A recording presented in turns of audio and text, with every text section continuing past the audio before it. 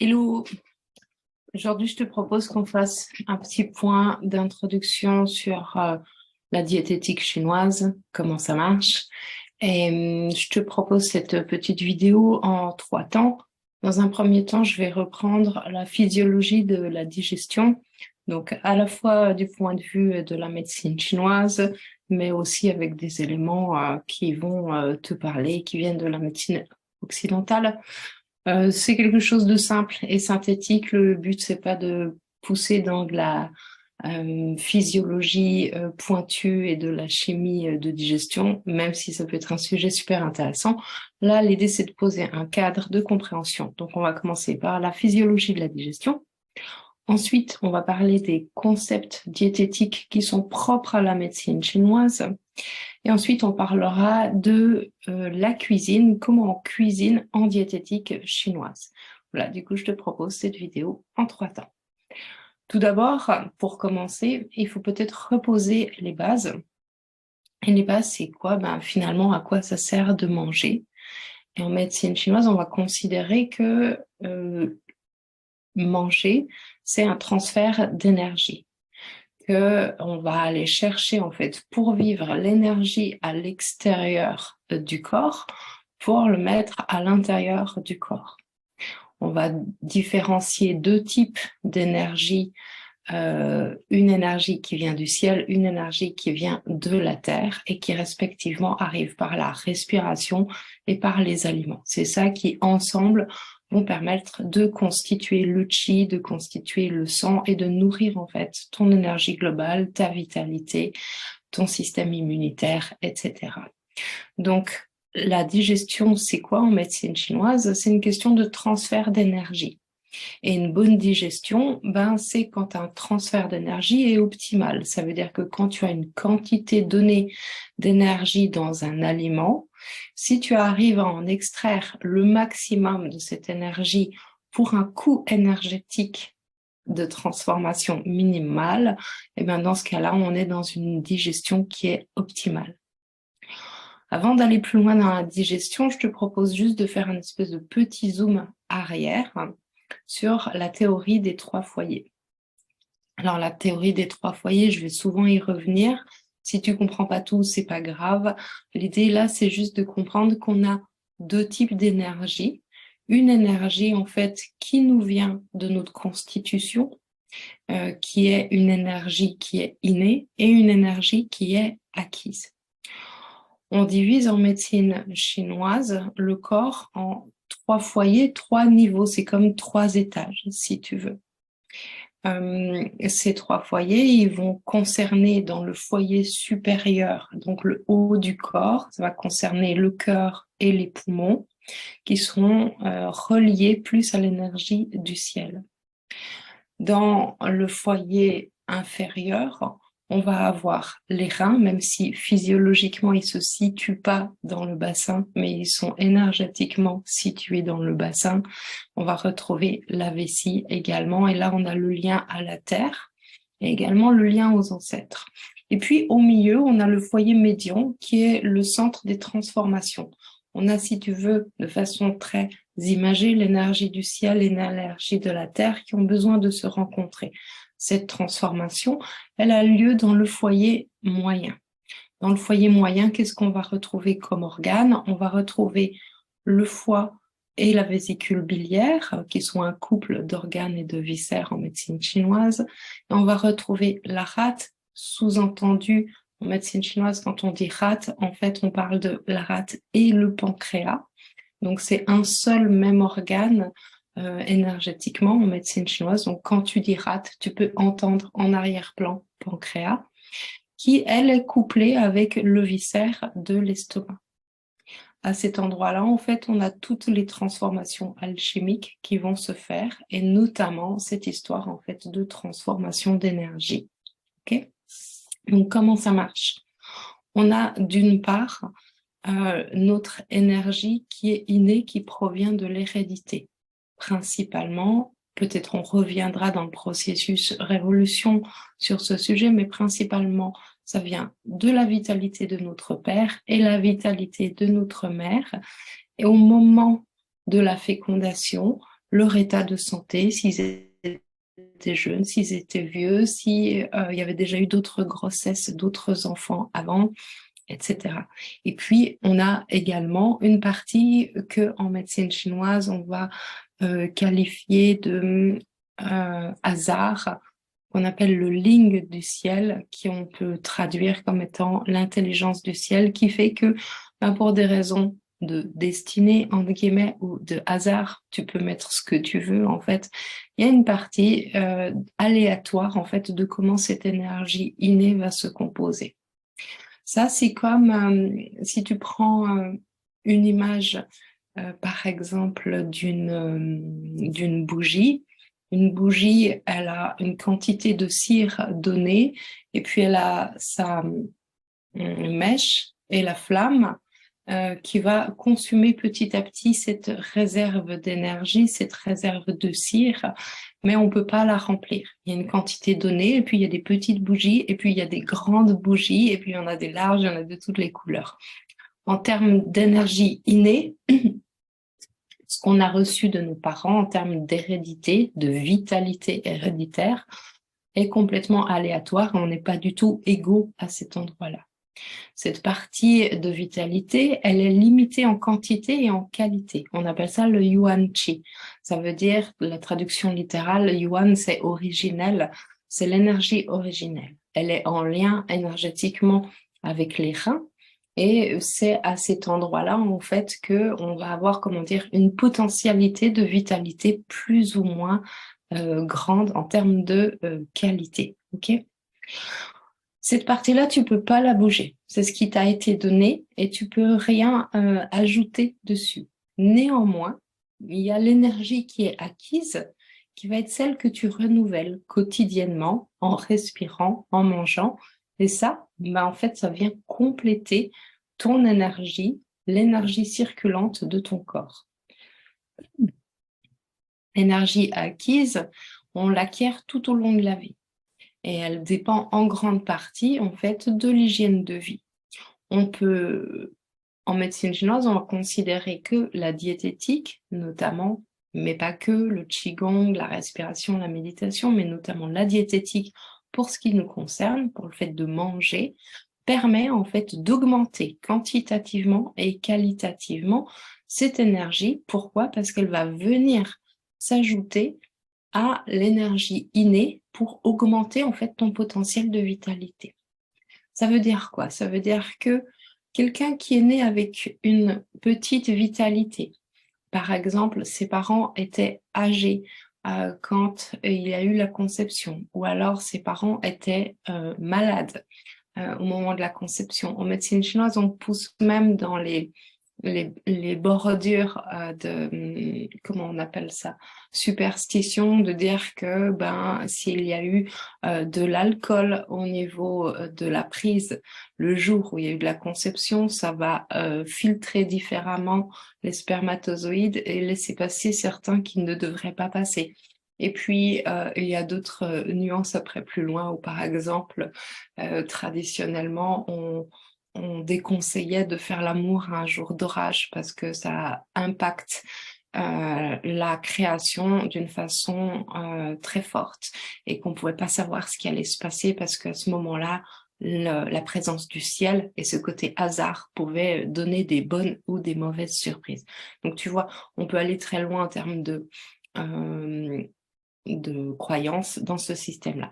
Quoi qu'il en soit, qu'est-ce que ça veut dire? Ça veut dire que la quantité d'énergie qui t'a été donnée par tes parents, en sachant qu'il y a la vitalité du père et de la mère au moment de la conception, et puis après, il y a tout l'état émotionnel, physique, psychique de la mère pendant la grossesse. Est-ce qu'elle a pu se reposer? Est-ce que son travail ne l'a pas trop impacté? Est-ce qu'elle a pu s'alimenter correctement? Est-ce que les conditions émotionnelles de sa vie pendant la grossesse étaient relativement confortables entre guillemets? Bref, tout ça sont des choses qui viennent impacter ton énergie innée et ce bloc-là, c'est comme un bloc de base d'énergie, comme une batterie qui est plus ou moins remplie et tu vas pas pouvoir modifier ce socle-là.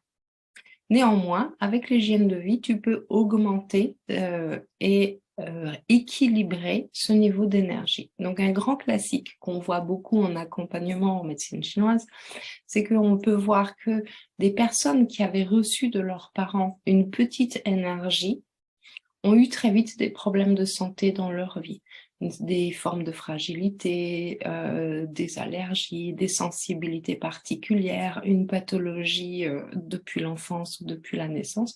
Ce sont des gens qui très rapidement vont s'orienter dans leur vie vers une hygiène de vie qui va leur permettre de prendre soin d'eux. Et on retrouve chez ces profils des personnes qui sont très compliantes avec les notions de discipline en hygiène de vie. Et puis, on a des personnes qui arrivent avec un gros paquet de vitalité et qui, eux, peuvent tirer sur la corde et consumer la chandelle par les deux bouts, comme on dit, et qui vont payer, entre guillemets, la facture de cette énergie dilapidée beaucoup plus tard dans le temps. Et là, on a des personnes qui, vers 40, 45 ans, 50 ans, vont tout d'un coup faire un cap, un switch en termes de santé, parce qu'en fait, ils ont toujours pu faire, parce qu'il y avait des réserves énergétiques, et puis tout d'un coup, ça bascule et il commence à y avoir des problèmes de santé. Chez la femme, ça peut venir avant, ça peut venir à des moments de grossesse, parce que les grossesses sont extrêmement coûteuses en termes d'énergie, puisque la mère fait un transfert d'énergie vers l'enfant. On reviendra certainement tout au long de l'accompagnement sur ce genre de sujet. Donc, qu'est-ce qu'on fait quand on est en train de faire de la diététique chinoise?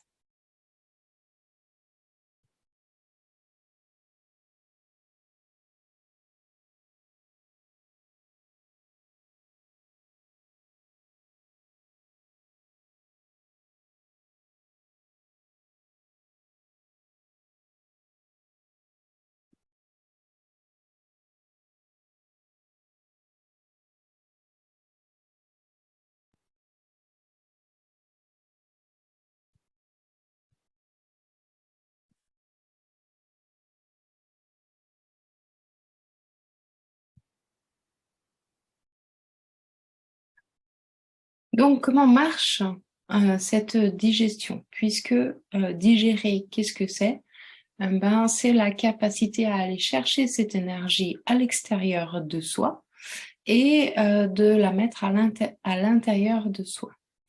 Aujourd'hui, ce qu'on voit beaucoup dans les mouvances de prendre soin de soi, d'alimentation biologique, bref, de réflexion autour de l'alimentation et de l'hygiène de vie au sens large, ce qu'on voit, on va voir un grand focus sur la qualité du produit à l'extérieur de soi. Néanmoins, il y a toute une partie qui va dépendre de ta propre capacité à transformer cette énergie. Et cette capacité d'alchimiser l'énergie, ça se nomme tout simplement la digestion. Donc, je te propose qu'on voit comment fonctionne en médecine chinoise la digestion pour que tu comprennes à quel endroit ça fonctionne chez toi, où ça ne fonctionne pas et qu'est-ce que tu peux faire pour améliorer ça.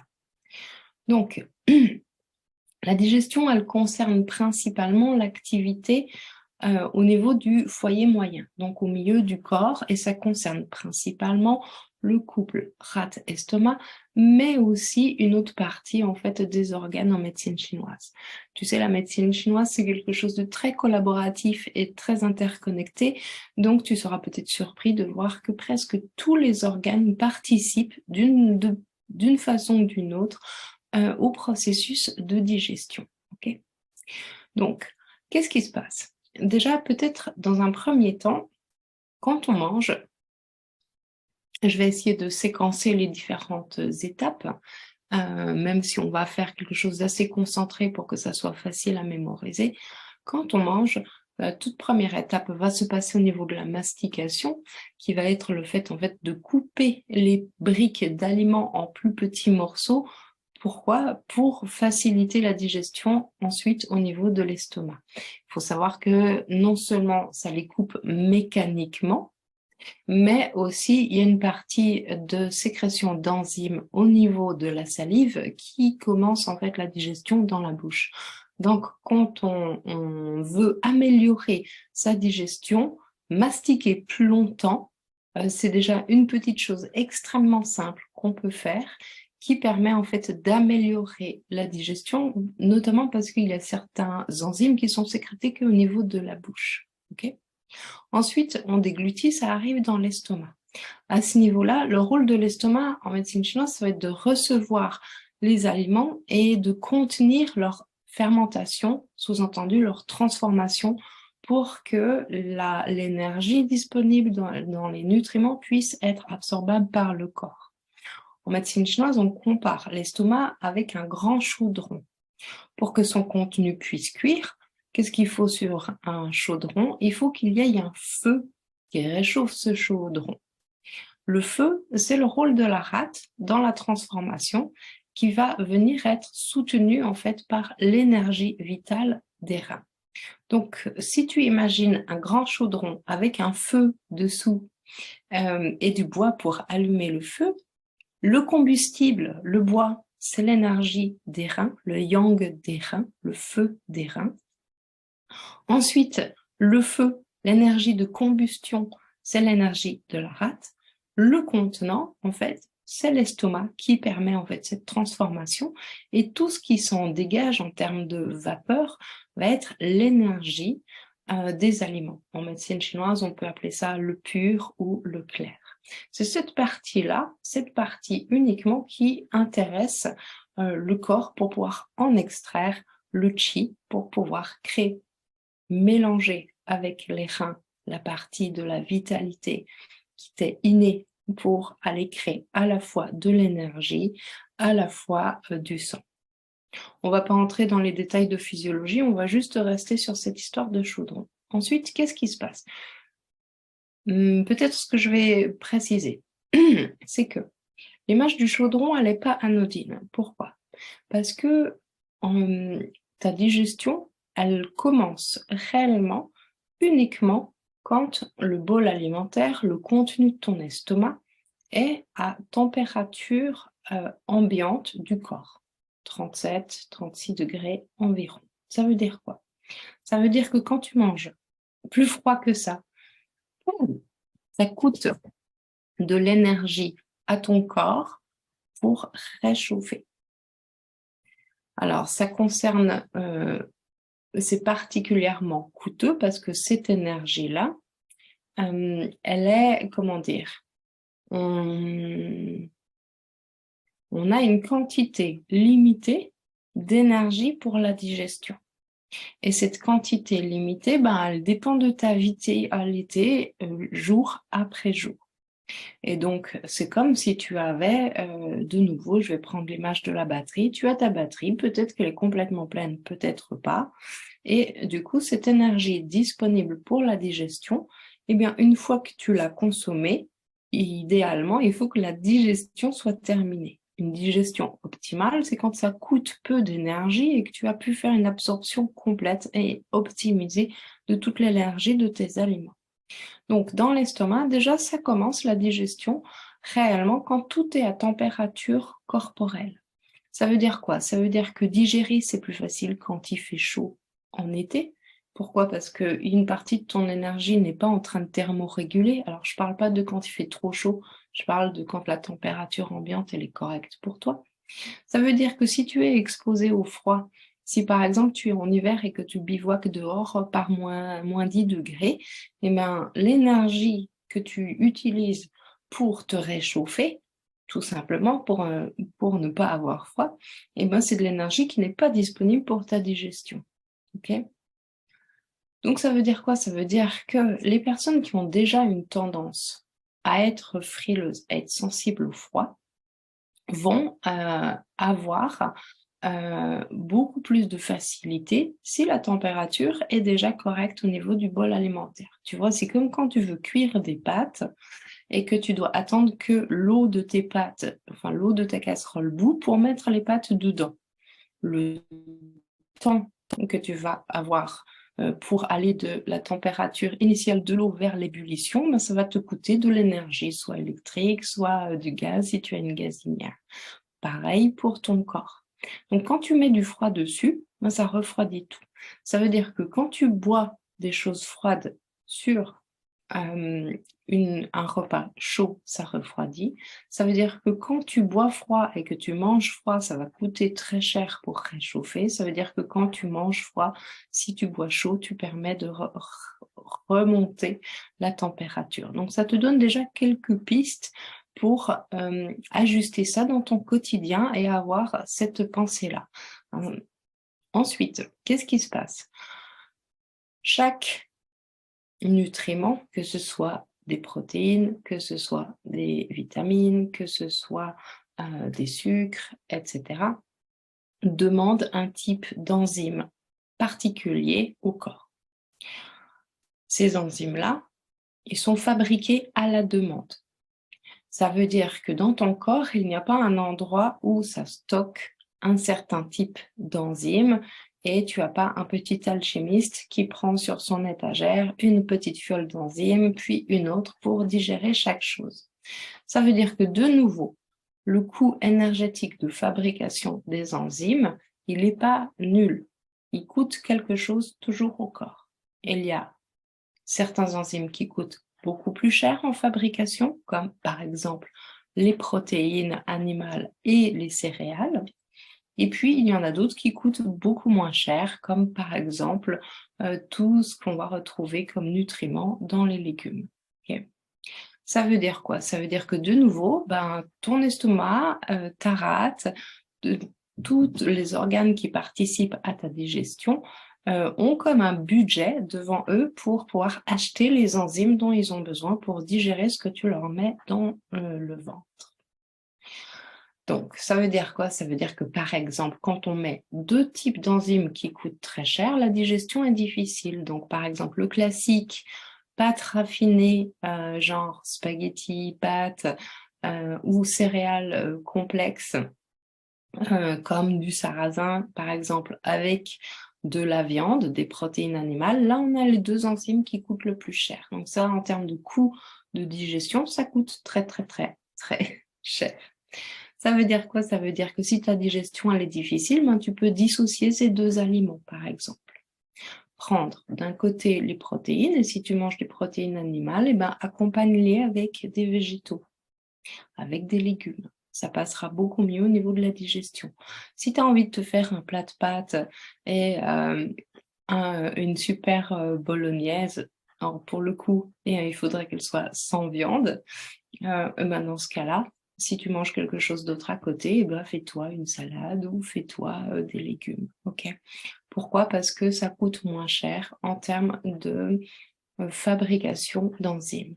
Là, du coup, tu comprends le système et tu te dis, oui, mais alors quand j'arrive au restaurant et que mon assiette, elle est très complexe et qu'il y a d'un côté un laitage qui a été préparé d'une certaine façon, et puis une viande qui a été cuisinée avec du beurre, et puis par exemple un céréale avec de l'huile d'olive par-dessus, du coup, ça coûte super cher à mes enzymes de fabriquer ça, effectivement.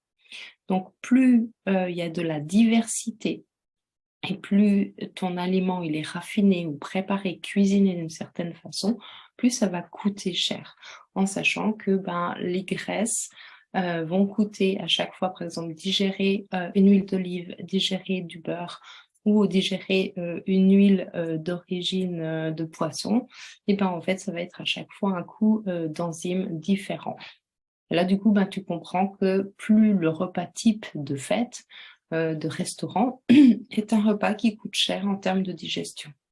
Et si tu rajoutes une crudité au début, comme une entrée avec un salade et un sucre à la fin, évidemment, avec un dessert, c'est encore pire.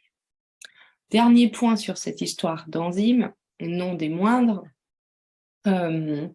pour des questions de priorité de survie, Homo sapiens, il a sélectionné des aliments qui avaient des valeurs nutritives particulièrement intéressantes. Ça veut dire quoi? Ça veut dire que les graisses et les sucres sont toujours prioritaires dans notre système digestif. Pourquoi? Parce que la graisse, elle a un rapport de calories énergétiques qui est optimal comparé à tous les autres aliments. Et puis le sucre, pourquoi? Parce que c'est un aliment privilégié pour notre cerveau. et notre système neurologique en général. Et que particulièrement dans la nature, à une époque lointaine, ce qui était sucré était extrêmement rare. Rare, pas forcément en termes de fréquence. Il y avait quand même des saisons où tu avais plus de fruits que d'autres, mais les quantités de sucre qu'on pouvait manger dans une journée, elles n'ont rien à voir avec ce qu'on peut manger aujourd'hui comme quantité de sucre, d'autant qu'on n'était pas sur des sucres qui étaient raffinés, etc., etc. Okay. Donc ça veut dire quoi? Ça veut dire que quand tu manges et que tout d'un coup arrive une bouchée avec du gras, avec du sucre, elle devient prioritaire. Ça veut dire, de façon caricaturale, ça veut dire quoi? Ça veut dire que si ton corps était en train de fabriquer des enzymes parce qu'il voulait extraire les vitamines d'un légume et que tu arrives avec un dessert par-dessus, avec un truc sucré, et moi en fait, il arrête tout ce qu'il est en train de faire. Il s'occupe de créer les enzymes pour la digestion du sucre et une fois que c'est terminé, il va reprendre là où il en était avant. Ça explique le coup de barre classique du restaurant, du j'ai bien mangé, c'était parfait, j'ai encore un peu de place pour un dessert, et tu prends un dessert qui plus est souvent contient une grosse quantité de sucre, des sucres raffinés, différents types de sucres, parce que dès qu'on met des laitages par-dessus, ben, on a des sucres supplémentaires et des protéines de lait, etc. Et puis, bien souvent, si on a encore des œufs, on a des protéines, donc on a un truc qui est très complexe. Tous les desserts, en fait, comportent une complexité, en fait, en termes d'enzymes qui est hyper hallucinant. Bref, tu es au restaurant, tu manges ton dessert, c'est super bon. Il y avait 3 bouchées pour ta crème brûlée ou ton moelleux au chocolat. Et en fait, bam, tu sens le coup de barre digestif arriver tout de suite après. Tu rentres chez toi, tu es à la chaise, peut-être tu vas te faire un film, peut-être tu vas te coucher. Tu as l'impression que la digestion s'est arrêtée. Potentiellement, oui, c'est ça qui s'est passé. Parce que la digestion, en fait, elle va... Alors déjà, là, ce qui s'est passé, c'est que ça va te prioriser sur les sucres. Une fois que ton corps il aura fini de gérer les sucres, il va s'occuper du reste du travail qu'il avait laissé en stand-by. Sauf qu'il y a un temps, particulièrement, c'est vrai pour la nuit, c'est pas vrai pour la journée, il y a un temps où la digestion s'arrête et elle reprendra le lendemain matin parce qu'il y a besoin d'un temps de repos, de récupération. Donc voilà ce qui se passe quand tu vas au restaurant et que tu as ce fameux coup de barre. Voilà globalement l'alchimie de ce qui se passe au niveau de ton estomac et au niveau des enzymes. Donc tout ça, ça te donne des pistes pour comprendre que quand on dit manger diversifié, ça ne veut pas dire beaucoup de choses différentes dans la même assiette, mais manger diversifié au long des repas, sur toute une semaine, sur tout un mois, sur toute une année, et que cette diversité, il faut la retrouver sur le long terme si tu veux économiser de l'énergie à ton système digestif. Ça veut dire qu'il y a des associations qui sont particulièrement coûteuses, comme les céréales et les protéines animales en même temps. Alors, petite note sur les protéines. Les protéines animales d'origine animale, elles sont très coûteuses à transformer, mais très faciles à assimiler pour le corps. Elles sont facilement biodisponibles. Ensuite, les protéines végétales, c'est le contraire. Elles sont faciles à transformer, à rendre biodisponibles, mais sont beaucoup plus difficiles à assimiler pour le corps. Donc, quoi qu'il en soit, le coût des protéines est toujours un coût relativement élevé, peu importe que tu aies fait un choix de protéines végétales ou de protéines animales. Il y a peut-être une petite exception sur la spiruline qui est très proche en termes de composition chimique de l'hémoglobine. Et encore, je ne sais pas, je mets un guillemet, c'est une hypothèse, ce n'est pas quelque chose de vérifié. Voilà. Donc ensuite, qu'est-ce qui se passe au niveau de la digestion? Toujours, une fois que le bol alimentaire a été malaxé, que les enzymes ont été mélangées, ah oui, sache que c'est à ce moment-là que si tu bois beaucoup d'eau pendant le repas, qu'est-ce que tu fais? Tu augmentes la dilution. Hein, tu sais, c'est comme un sirop. Hein, quand tu mets un petit peu de sirop et un petit peu d'eau, ben, c'est pas beaucoup dilué. Et si tu mets beaucoup d'eau, tu dilues le sirop. Donc, qu'est-ce qui se passe? C'est que quand tu bois beaucoup pendant le repas, tu dilues les sucs gastriques. Du coup, ils sont pas suffisants pour créer la transformation. Et du coup, ton corps, il doit remettre une couche en fait de sécrétion d'enzymes. Donc, si tu as soif, vaut mieux boire avant le repas quand ton estomac est vide, parce que dans ce cas-là, l'eau va passer tout droit dans l'estomac parce qu'elle ne va pas être reconnue comme quelque chose à digérer. Et puis, sinon, tu peux attendre que la digestion soit faite et boire en dehors des repas. Donc, finalement, boire pendant le repas, c'est pas forcément le meilleur moment. Pourquoi? Parce qu'on dilue les sucs gastriques. Donc, si tu as une digestion difficile, tu peux tester de faire attention de boire peut-être un grand verre d'eau avant le repas et de voir qu'est-ce que ça fait si tu ne bois pas pendant que tu manges. Et il y a de fortes chances que tu vas voir une amélioration. Ensuite, ce bol alimentaire, une fois qu'il est transformé en bouillie, il va aller vers les intestins grêles. Et c'est à ce moment-là que la rate, aidée par l'intestin grêle, va trier ce qui est assimilable de ce qui ne l'est pas. Alors, ça paraît assez étrange pour nous, mais cette fonction-là, en médecine chinoise, on considère que c'est rate et pancréas qui aident l'intestin à trier en fait les nutriments de ce qui est un déchet pour le corps. Donc, elle trie, comme je te disais, le pur de l'impur. Donc, l'impur est censé descendre et devenir un déchet, et le pur va monter. Donc, c'est énergétiquement faire un mouvement d'absorption, si tu veux. Donc, toutes les questions d'inflammation intestinale, de porosité intestinale en médecine chinoise concernent l'énergétique de la rate. Donc, qu'est-ce qui va se passer? Cette énergie qui est absorbable, elle va être montée par la rate et par le foie qui soutient ce mouvement de montée pour aller créer en fait l'énergie vitale et créer ensuite du qi et du sang. Donc le chemin du pur. La partie extraite du bol alimentaire qu'on appelle pur, le clair, le jing subtil ou encore l'essence des aliments monte vers le foyer supérieur, donc depuis les intestins grêles, sous l'énergie de traction de la rate avec le soutien du foie. La rate, elle l'envoie au poumon qui va être mélangé avec l'énergie de la respiration. Ça, c'est le travail du poumon, c'est extraire l'énergie qu'il y a dans l'air. Et c'est ce mélange ensuite qui donne naissance à ce qu'on appelle en médecine chinoise le qi complexe, qui va donner ensuite le qi vrai, zhen qi, qui va être ta vitalité acquise. Une partie de cette énergie va venir se stocker dans les reins, une autre partie va entrer en circulation en fait dans ton corps. Va servir ensuite pour nourrir les organes, nourrir les cellules et fabriquer du sang.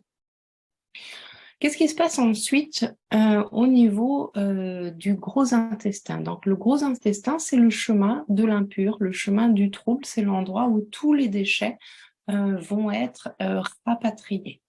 Donc, si le pur monte, les déchets descendent. Et donc, dans le gros intestin, va être normalement, on n'a plus que des déchets. Donc, si on a des nutriments au niveau des gros intestins, ça veut dire que l'absorption au niveau de l'intestin grêle n'est pas optimale. Typiquement, ça, on le retrouve chez les personnes qui ont des problèmes de porosité intestinale, d'inflammation intestinale et de ce type de maladie, maladie de Crohn, etc. Il y a un signe qui est assez flag, c'est en général des personnes qui ont une morphologie très fine, mais qui mangent énormément. Ils mangent beaucoup, beaucoup, beaucoup, beaucoup. Ça, c'est le côté inflammatoire le côté inflammatoire se traduit en feu en médecine chinoise. Ça donne le feu, donne un appétit débordant, voire démesuré. On peut voir des personnes qui mangent des quantités qui sont vraiment très surprenantes, des fois en rapport de leur poids et de leur taille. Ça, c'est un signe souvent qu'il y a un problème en fait de transformation, de tri dans le pur et de l'impur et d'absorption au niveau de l'intestin grêle. Donc, je continue au niveau du gros intestin. Et, normalement, on n'a plus que des déchets et là vont être extraits les liquides, l'eau. Les liquides qui sont également des déchets vont être dirigés énergétiquement vers la vessie. Alors, on est d'accord, si tu as des bases en physiologie, ça te semble super bizarre parce que tu sais que c'est les reins qui filtrent le sang et qui envoient ça à la vessie. En médecine chinoise, il faut comprendre que c'est une vision énergétique et que la médecine chinoise ne s'attend pas à ce que le gros intestin, qui est un canal qui va vers la vessie, mais c'est un mouvement énergétique. Et cette énergie de tri, elle est encore sous cette gouverne en fait de l'intestin grêle, de la rate, et c'est, tu vois, une collaboration de tous les organes. Donc, c'est comme ça que les selles se forment tout au long du gros intestin. Quand on a une constipation chronique, qu'est-ce qui se passe? C'est qu'en fait, il y a trop d'absorption de liquide au niveau du gros intestin. Alors, ça peut venir d'un terrain de sécheresse globale, ça peut venir d'un mouvement du gros intestin qui est trop long, et comme les selles restent trop longtemps dans l'intestin, elles sont desséchées par le phénomène d'absorption des liquides. Et ça te donne déjà quelques pistes. Donc là, déjà, simplement, quand on se masse sur la zone, je vous ferai une vidéo là-dessus, sur cette zone-là, on peut voir qu'on peut modifier en fait le tractus du gros intestin qui va permettre ensuite d'excréter les selles. Donc voilà globalement le chemin. Donc qu'est-ce qu'il faut retenir de la digestion?